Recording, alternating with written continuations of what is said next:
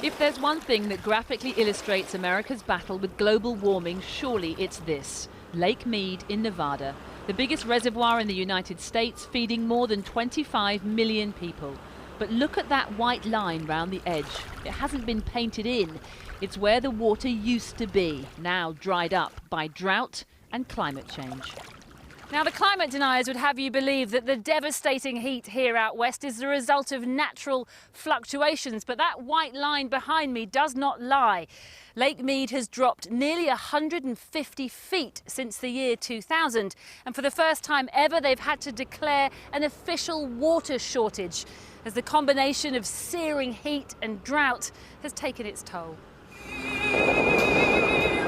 But what happens in Lake Mead doesn't stay in Lake Mead. Just down the road, in the fastest warming city in the country, Las Vegas relies on water to power its round-the-clock consumer culture.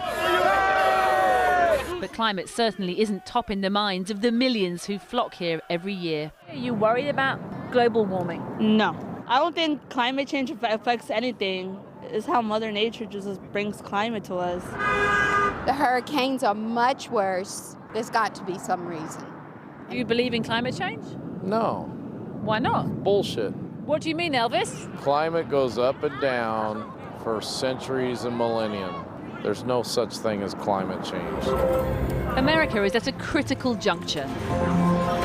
The majority, like President Biden, believe not to act on climate is gambling with our future. But some seem happy to spin the wheel and push a very different agenda. The whole notion that we are facing a climate crisis is a delusion. The voice of the Heartland Institute, a group of climate change deniers hosting a conference here in Sin City. A complete and accurate representation. In an era of pandemic and lockdowns where misinformation has sown division, the language of COVID-19 is increasingly being used to spread fear around climate change. They know they have problems. In one session, we witnessed attendees trying to discredit the work of the International Panel on Climate Change, the IPCC. They know they're lying. They're assuming what they're supposed to be proving. Where were the climate attribution studies for the 17-year hurricane drought?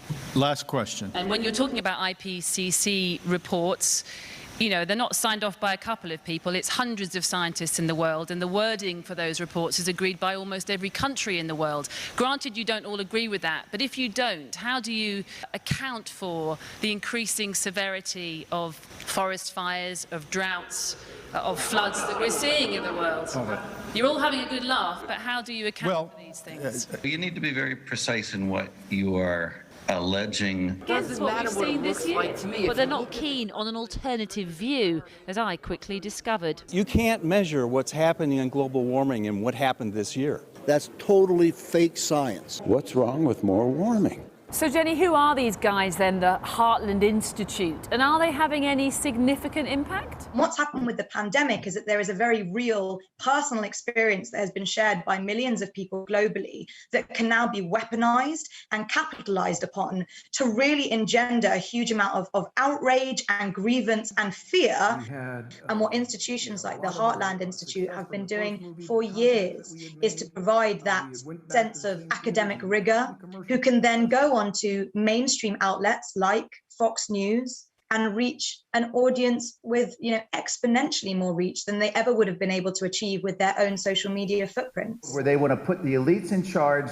Personified by this man, Mark Morano, a self-styled environmental journalist and regular conservative media pundit who was busy scaremongering when we caught up with him. But I don't hear anybody saying categorically that we need climate lockdowns. And that is something that you are saying categorically, but no one has climate said that. lockdowns came from a warning from the Gates Fund. You have co-opted it. I have not co-opted it. I've heard them talk about Build Back Better. I've heard them say the phrase Great Reset. Build Back Better is about funding. Do you deny what the World Economic Forum had said in June of 2020? This is a great opportunity to reset capitalism. COVID is an opportunity for us. The reason that they're saying to reset capitalism is because of what they they do that all along. But they're using COVID as an example to say, let's now use climate to do the same things that we did with COVID. The climate crisis. Jennie King's organisation, the Institute for Strategic Dialogue, has studied the rise of climate disinformation and in a report shared with Channel 4 News reveals the efforts made to push one phrase in particular, climate lockdown, into mainstream discourse.